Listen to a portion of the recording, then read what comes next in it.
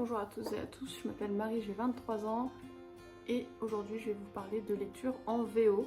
Donc je vais vous donner des conseils pour apprécier votre lecture. Il faut savoir que la lecture ça doit rester un plaisir, sinon ça ne sert à rien. Et je vais vous donner quelques recommandations des livres que moi-même j'ai lus et qui m'ont aidé à progresser parce que c'est à ça que ça sert de lire en VO aussi. Petit disclaimer, je n'ai pas la parole absolue, c'est-à-dire que ces conseils ne vont peut-être pas marcher pour tout le monde. Je vais simplement vous dire ce qui a marché pour moi. J'ai jamais eu un niveau d'anglais scolaire. Ça veut dire que avec mon niveau d'anglais scolaire, si j'avais lu ces livres, j'aurais probablement rien compris.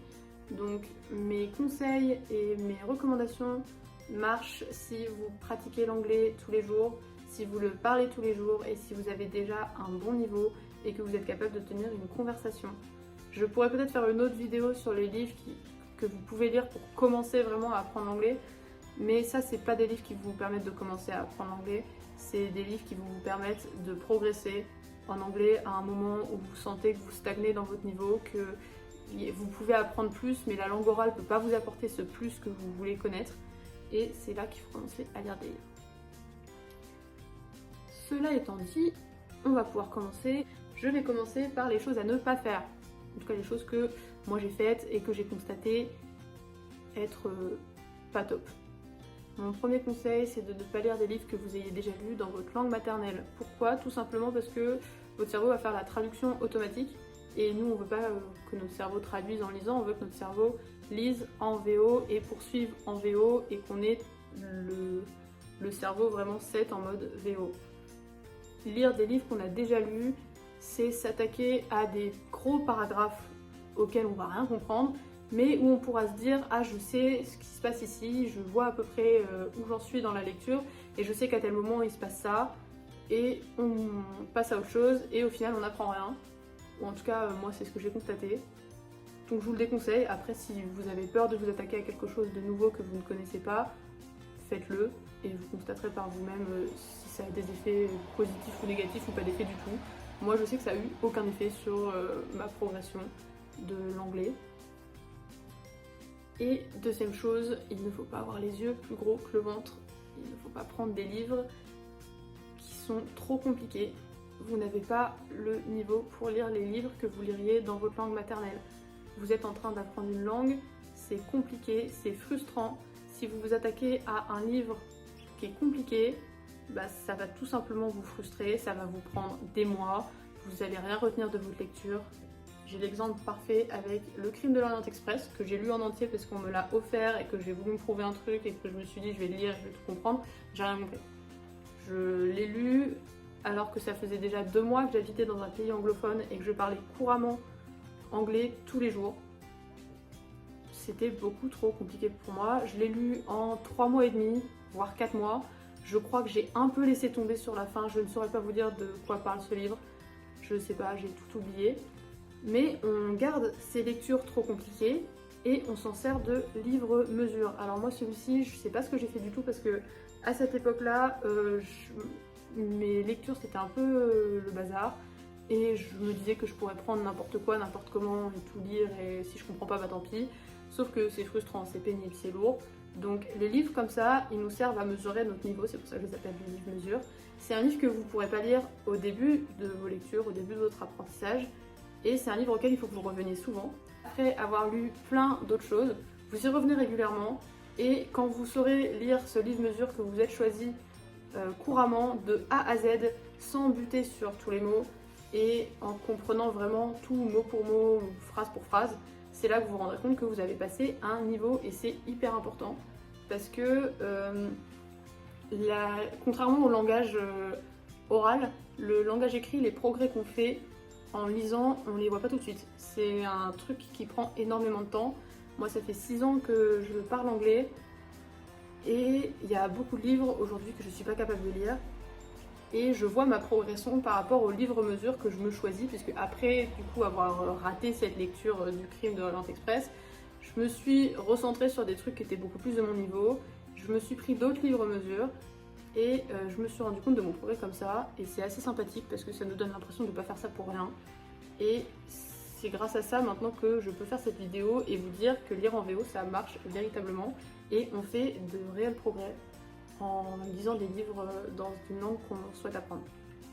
Moi, pour mes livres mesures, mon tout premier livre mesure que j'ai utilisé, c'était Furthermore de Tahereh Mafi, et j'ai gardé cette autrice comme autrice mesure, c'est-à-dire que tous ces bouquins, je les ai mis dans un même paquet, et je me suis dit le jour où j'arrive à comprendre de A à Z un livre de Tahereh Mafi, c'est que j'ai fait un réel progrès, et c'est réel, parce que Tahereh Mafi, elle a un style d'écriture qui est très soutenu, et qui est très particulier, et qui est incompréhensible et illisible si on se base uniquement sur la langue orale que on connaît. Voilà, donc si ça peut vous faire une recommandation, c'est un super livre. En tant que livre mesure, il est très chouette, et en tant que livre vraiment top aussi, puisque je l'ai lu du coup après, et c'est là que j'ai su que j'avais passé un petit palier, et c'est toujours satisfaisant. Tout cela étant dit, du coup, par quoi on commence quand on lit en VO, puisque on peut pas commencer trop compliqué, mais on peut pas commencer trop facile non plus, puisque sinon ça sert à rien. Il faut commencer tout simplement par les livres pour enfants, parce que c'est le niveau que vous avez en fait à l'écrit. La langue orale et la langue écrite sont deux choses totalement différentes, et donc les approches pour les apprendre sont totalement différentes aussi. Donc moi, une fois que j'ai lu Hercule Poirot, Le Crime de l'Orient Express, et après n'avoir absolument rien compris, je me suis dirigée vers les contes. Je me suis dit ça va être un peu plus simple, un peu plus mon niveau. J'ai pris cette collection-là, c'est la collection Usborne, qui existe dans véritablement toutes les langues, et qui est super pratique, parce que des livres comme ça, il y en a 56 000, et vous pouvez tous les lire les uns après les autres, et c'est les premiers livres que j'ai lus, en me disant, je suis en train de lire en anglais, et ok, je comprends pas tout, mais je suis en train de lire en VO, et c'est vraiment trop bien. Cette collection n'a pas duré très longtemps dans mon apprentissage et dans ma lecture en VO, parce que entre temps j'ai trouvé cette pépite. Voilà, Geronimo Stilton, collection scolastique. C'est comme la collection Usborne, des Geronimo Stilton, il y en a 56 000, c'est pareil que les Martine. Et trouvez-vous une collection à laquelle vous pourrez accrocher et qui contient énormément de livres. Ça vous fera de la nourriture intellectuelle pour un bout de temps, et vous n'aurez pas à chercher tout le temps une nouvelle série et quoi lire et si c'est de votre niveau et blabla, parce que vous lisez le tome 1, vous vous rendez compte que c'est tout à fait de votre niveau, et après vous pouvez enchaîner sur tous les autres tomes sans avoir à chercher trop loin. Donc c'est plutôt chouette. Et l'édition scolastique, c'est une édition qui, comme les Usborne, ça existe dans toutes les langues. Les Geronimo Stilton, je les disais quand j'étais petite, mais pas cette collection-là. Et c'est une édition qui est faite pour que les enfants appréhendent le langage écrit, ce qui fait que c'est tout à fait à portée de quelqu'un qui commence à lire en VO. Une fois qu'on a passé le palier des livres pour enfants, parce qu'on n'a quand même pas envie de rester toute notre vie, c'est sympathique, mais ça reste des livres pour enfants et on est quand même normalement adulte et mature, qu'est-ce qu'on fait? Et bien tout simplement, après les livres pour enfants, après la primaire, on a quoi? Le collège, après le collège, on a le lycée, et je pense que c'est dans cet ordre-là qu'il faut faire. Donc il faut prendre ce qu'on appelle en anglais les middle grade, ça veut dire les livres collège. Pareil, moi j'ai essayé de me trouver une série, quelque chose qui puisse durer assez longtemps et que j'ai pas à rechercher tout le temps une nouvelle série. Et donc j'ai lu The Land of Stories, le pays des contes en français, de Chris Colfer, qui est un acteur de Glee et aussi auteur de cette série, si ça peut vous convaincre de la lire. C'est une série super chouette, avec une approche vraiment sympa, même si ça reste pour les 12-14 ans, c'est pas très grave, ça fait le job et on se rend vraiment compte de notre progrès une fois qu'on passe de Geronimo Stilton à ça. Ça c'est quand même un format roman, donc vous avez vraiment un bon gros pavé à lire, mais ça se lit très facilement, en tout cas moi c'est l'impression que j'ai eue. Je l'ai terminé, je l'ai mis 5 sur 5, super série, et on se rend compte vachement de notre progrès avec ça. Une fois qu'on a fait les middle grade, il faut en lire beaucoup, il faut aller petit à petit, donc la littérature jeune adulte.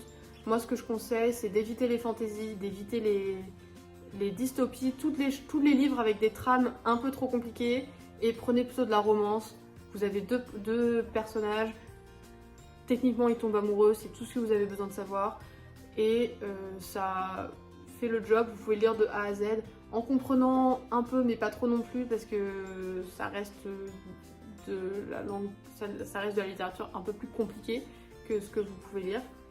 Moi par exemple quand j'étais en Inde j'avais lu Girl Online qui cartonnait à l'époque, je me rappelle que tout le monde avait lu ce livre, et bizarrement ce livre m'a laissé une impression vraiment indélébile. C'est-à-dire que je peux encore aujourd'hui, alors que ça fait 6 ans que je l'ai lu et que je ne l'ai pas ouvert depuis, je peux vous dire aujourd'hui de quoi ça parle, ce qui se passe dedans, quels sont les personnages, ce qui se passe à la fin. Ça, c'est le livre que j'ai compris de A à Z et où je me suis dit, j'ai fait un réel progrès parce que si j'avais commencé par là, je sais que j'aurais pas pu le lire en entier et le comprendre.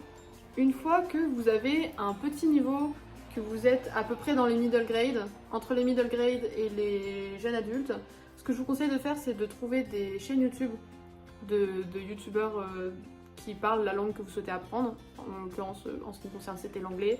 Il y en a pas mal. Je vous conseille Clockwork Reader et Haley in Bookland. Elles ont une approche toutes les deux très facile. Elles articulent très bien, on comprend tout ce qu'elles disent. Et surtout, c'est super pour l'actualité livresque. Parce que comme ça, vous savez, vous connaissez les nouvelles sorties et ça vous connecte vraiment au monde littéraire de la langue que vous apprenez. Et ça peut vous donner plein de recommandations. Moi, je sais que c'est comme ça que j'ai choisi la plupart de mes livres que j'ai lus par la suite. Même tous, en fait. Donc, il y a ceux que je trouvais dans la librairie, mais en France, il n'y en a pas tant que ça. Donc, je regardais énormément ces youtubeuses-là pour me rendre compte un peu de ce que je pouvais lire, de ce qui était à mon niveau ou non, des nouvelles sorties. Tout ça, c'est hyper intéressant. Je vous mettrai le lien, enfin, peut-être pas le lien de leur chaîne, mais je vous mettrai leur nom dans la description. Voilà, j'ai tout dit, c'était mes conseils pour lire en VO. Si vous en voulez d'autres, n'hésitez pas, j'essaierai de vous en donner. Et si jamais vous lisez les livres que j'ai mentionnés dans cette vidéo, n'hésitez pas à me dire ce que vous en avez pensé d'un point de vue apprentissage de la langue. Voilà, c'est des livres que j'affectionne particulièrement, qui font vraiment partie de mon apprentissage à moi. Après, je sais qu'il y en a plein et que vraiment vous pouvez en choisir une tonne. J'ai juste essayé de vous donner ceux à peu près qui se mettent dans les différentes catégories que j'ai mentionnées. Sur ce, je vous dis à plus tard pour une prochaine vidéo.